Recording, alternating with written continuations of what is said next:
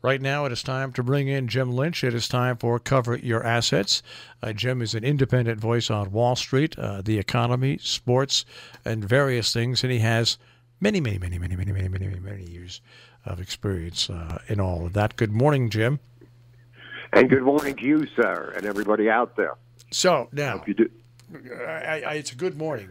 It is, because we're inhaling and exhaling. Amen. We see people in your generation and the generation just before me are used to extreme changes in lifestyles because you've lived through world wars, World War II, and there were many things people had to do differently in this country while World War II was underway. We've lived through other things, SARS, the swine flu, H1N1, I mean, the bird flu, but nothing quite as dramatic as this. So to a whole generation of people, this is something new. They shouldn't, I guess what I'm asking you to tell them is they shouldn't be panicked by it. These are all just protections that are put in place to help everybody. You're absolutely right. In fact, a number of times that I've seen during the last week, very intelligent people from the medical profession, both mental and physical, talking about the fact that we must maintain ourselves in the sense that, yes, wash your hands and do those things, and certainly eat properly and try and do the best you can to sleep. But one of the keys that I found, which I've repeated to some of my beloved sisters and brothers, is that you've got to keep your psychology up as much as possible. You can't give in to the gloom and doom. And it's really part, in my opinion, of dealing properly for your sake and the sake of those around you with what's going on. As Marshall has said, this is life, okay? That's all it is. It's life, and we deal with it in a way that makes us stronger and successful, or we don't deal with it and we just hurt ourselves. So in certain ways, you just have to. For instance, I was talking to my son the other night, and finding out what he was doing in his life, and he actually is maintaining a certain regularity in what he does. The simple things of life. He's not retreating. He's just doing them. He's just being vigilant and extra careful and following the guidelines that we've all been given. But he's back to running and stuff like that, and he's out of the house and so forth. I myself find that it's helpful to get out of the house and maintaining the discipline of not being close to people and coughing and so forth. But you've got to have your head about you, so to speak. And remember that you're a being full of a lot of very wonderful components. One of them is the brain and the emotions, and you just have to, at this time, be more conversant with who you are and maintain as much as you can the positive attitude that we normally have as we go through life. Yes, we're going to miss the sports, but okay, fine. You figure it out, and you'll get some classic, if it's baseball, classic baseball games. Or you're going to miss the theater. There's all kinds of wonderful things on the HBO, on the various channels. So it's just a matter of adapting. And as human beings, I'm not an anthropologist, but if you look back at the way we've evolved as people, it's always been change mostly for the better, and adapting for the better. So again, I would strongly suggest that you certainly take care of yourself physically, but I think mentally is very important. There are studies that, you know, when you're depressed or you let yourself go and give up, it doesn't help your overall health, and it ain't too much fun either. I mean, we'll get through this. Eat properly, sleep well as much as you can, and I know I don't sleep that well lately, but that's a product of a lot of different things. Now, you know, before we get to the stock market, and we'll get to the stock market in just a second, I want to mention what's great about living in the area we live in. All the businesses that are restaurants that have had to close their dining rooms, most of them are offering takeout or curbside pickup or deliveries. But a big company did something that I think was just outstanding, and it will start on the 19th. Stop and Shop. In Connecticut. I don't know if it's other states, but I know it's in Connecticut. Beginning on Thursday, they're going to set aside a special time, 6 o'clock in the morning to 7:30 in the morning. That time will be for people 60 and over only, because in the crush to buy the toilet paper, the water, all the foods and everything, senior citizens are the ones that are most affected and can't, by the time they get there to shop, everything's gone. So Stop and Shop beginning on Thursday. We'll have a special entrance that anybody who's 60 or over can go in and do your shopping with less people around, so you don't have to worry about a ton of people being around you with the coronavirus, but you'll also be able to have access. Now, they're not going to card people. They're going to go by trust, but if they find out that somebody's in the store and they're not 60 or over, they'll ask you to leave. What this does in another fashion is, yes, it gives the senior citizens a chance not to be exposed to hundreds and hundreds and hundreds and hundreds of other people in the store and possibly get the virus that they're more prone to.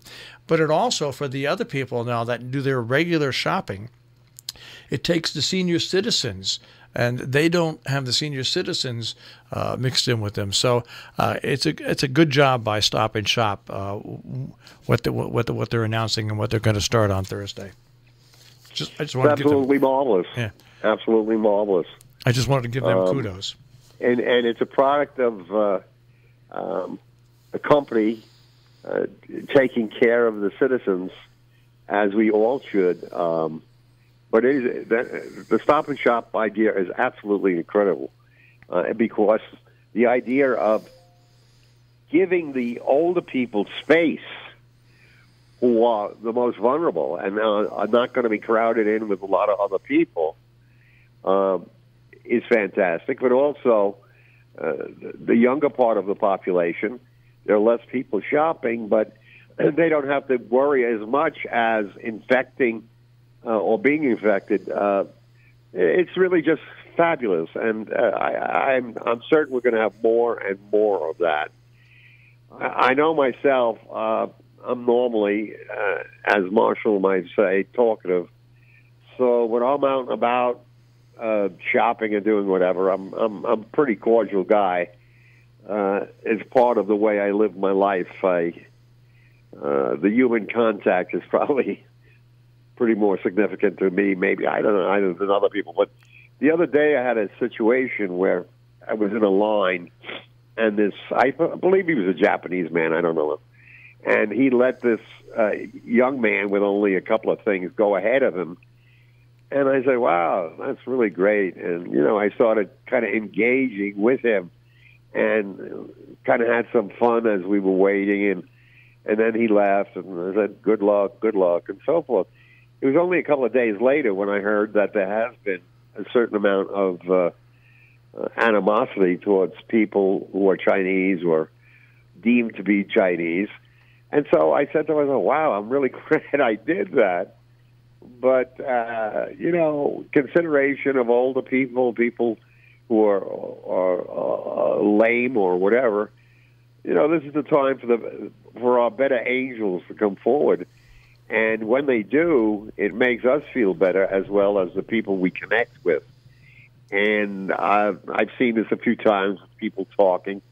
You know, we really have to don't give up on our socializing You just do it in a different way. Maybe it's 6 feet away. Maybe it's just waving or hello or how are you or something. It's all for your mental and physical health, that you do not give up on society. There are ways to continue to deal with it, and be for your good.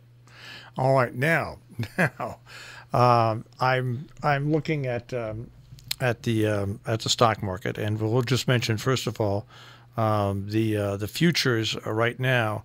About 25 or 30 minutes ago, showed the Dow futures up about 237 points, ranging between 180 and 237 points.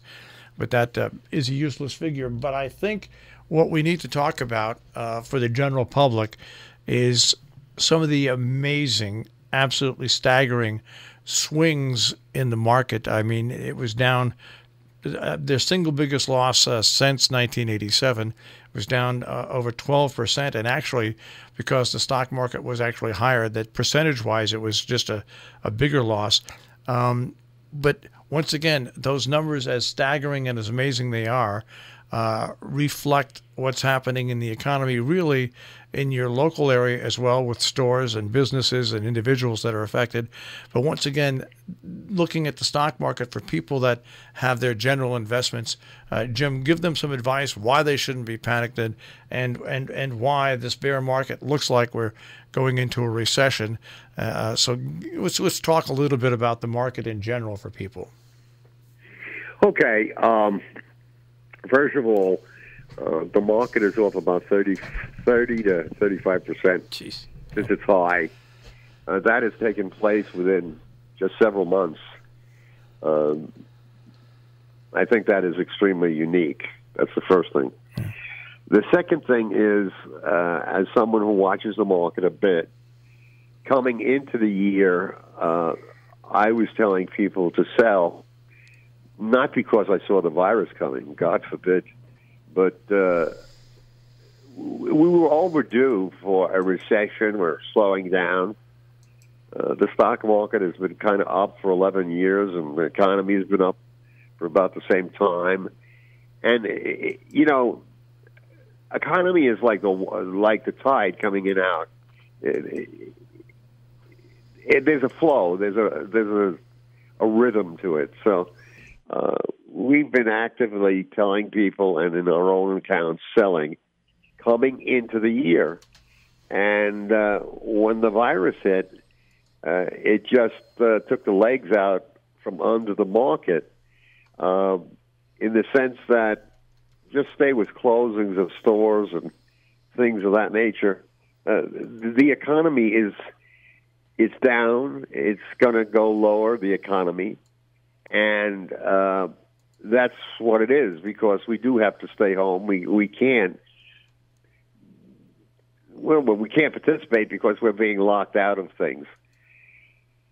The market would not have been this bad, however, if we had addressed at a federal level this pandemic, which eventually was called a pandemic. On January 28th of this year was the first report of the virus striking somebody in California. At least 6 weeks elapsed before the federal government started or was trying to get serious about it. It's only in the last week where we've done some draconian things like closing down the school districts and so forth that, people are beginning to realize, well, I guess the federal government is serious and is going to do something. The federal government's lack of immediacy, and therefore the lack of confidence that people felt in terms of them, the federal government, dealing with the crisis, is what has exacerbated the market decline.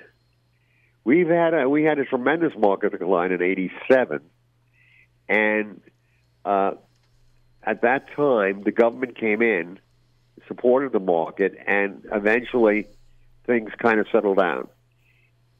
In '08 and '09, we had, kind of like something where we're on a depression precipice, and the federal government came in and said, okay, we're going to do something. We're going to take $1 trillion, blah, blah, blah, blah, blah, blah, blah. And they were somewhat aggressive in solving the problem. And people saw that. It didn't mean they ran out and bought a lot of stock, but they saw that. And confidence came back slowly, but it came back, and you could see it bubbling up as we went into '09, when indeed in 2009, in March, the stock market actually bottomed and started going up. This was from '08 to '09. What we have here is the federal government has been bungling the situation. Now, it's very important. This is going to come up in the November election. I'll give you the information. You should have the information. 2 years ago, the federal government decided to cut back dramatically on the CDC. And they cut back in very important areas, such as how do we deal with a problem such as we have now. The net result going into this, we were not at all prepared. That's number one. Number two, our chief executive has chosen or did choose to put rose-tinted glasses on the situation, saying from the outset, oh, it's not that bad, and focusing more on the economy and more on the stock market. The average person doesn't care too much about the stock market because they're not invested in the stock market.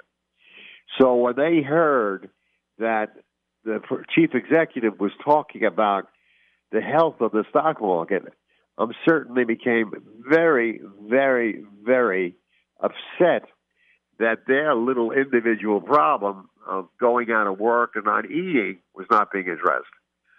This is a compounding effect in that people stopped spending before they didn't have the opportunity to spend when things were closed down.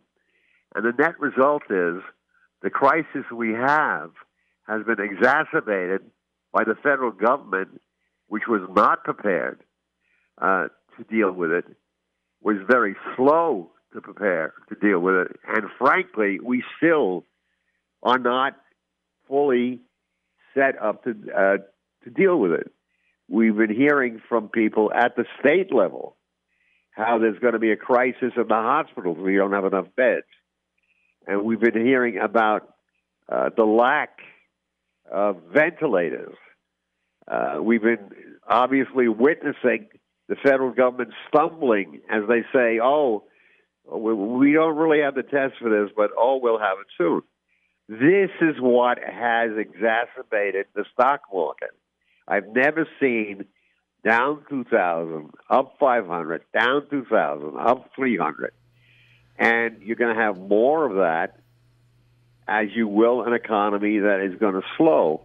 But it is not the end of the world. We do have the resources, more so than any country in the world, if we put them to work. If we all pull together on the oars of government. Now, there's been very positive things coming out of New York State, Cuomo, who is very proactive. I'm very proud to be a resident, and also of the governor of Washington. They're kind of not usurping, but they're moving ahead. They're not saying, hey, let's wait for the feds. So I'm very optimistic that with those, and I've seen like Garcetti of L.A., the mayor, and the mayor of the state of Washington. These are quality people. These are people who are really doing the job, and they're going to help us get out of this mess. And if the chief executive at the federal level would just get off the stage, it'd be a heck of a lot better for the human psyche to know that there are people out there who are really doing the job, and all they want is cooperation, and they'll just do the job, and eventually we'll get out of this.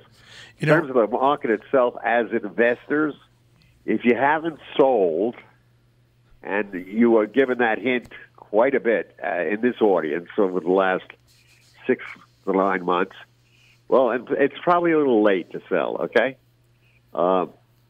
If you have companies that will survive. That's up to each individual portfolio person to figure out. If you have sold, then you have some money to at an appropriate time reinvest in the great American economy that will eventually happen. But right now, you're probably better off just staying put. However, we will have some big rallies as we go through the next months. Those who really feel very upset and in need of action can sell into those rallies. You just have to look at the history of our country and its great economic fortunes and understand from past crises, which I've named a couple, we've come back from. If we address this as we addressed the Second World War, when we were attacked, we really didn't have the wherewithal to really come back quickly. But within 4 years, we beat the enemy in the Second World War. They were out in front of us. And what happened? We marshaled the tremendous energy of America, of the American public, of the American spirit. We're in the process of doing that again. So I'm not trying to sugarcoat this because it is going to be ugly in the sense of the headlines and so forth. But you have to be strong of heart, and just do those things that you know will help get you through. So slow but steady but uplifting. Think of it that way. Good idea. I had a question, but we're out of time. Yeah, we're well, done. It's about time you showed up. Jim, got that right. We'll speak to you. Hey, Marshall. Yeah. What's happened here? You're losing that management hand. That's right. That's right. Hey, Jim, we'll speak to you next week. You certainly will, and you take care of yourself. I'll Take talk care, to you. buddy. Bye-bye. Jim Lynch, and Cover Your Assets here on the Breakfast Club on Robin Hood Radio.